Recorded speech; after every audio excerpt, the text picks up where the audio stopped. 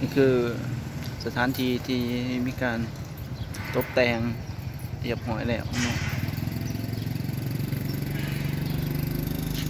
สร้างแล้วก็ยุงสวยงามหลายหางนกยุงหอลักเมืองก็ไปหอลักเมืองมันก็ลักเมืองสร้างเพื่องานนี้เพื่อ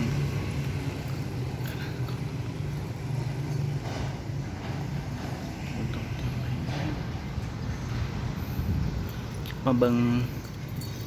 ทางในน้ำกันมาเนี่ย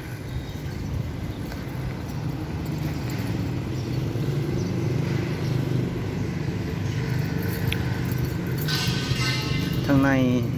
ศาลาของธรรมอยู่ข้างเมืองในถึงแล้ว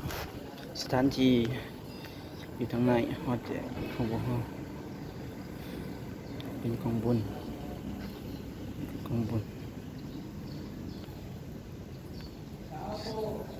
สถานที่ประดับประดา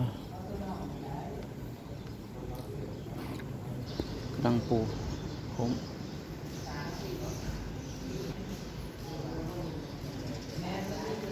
เป็นของบุญเนาะนะของ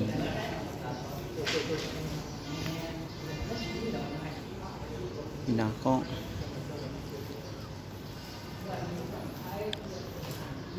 ผักขวัญงามๆตัวนี้ดอกยุงงาม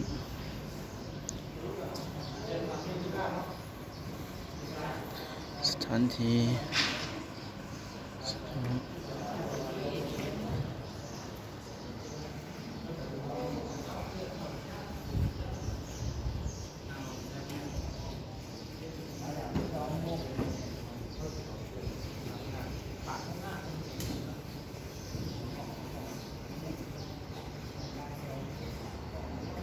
ถานที่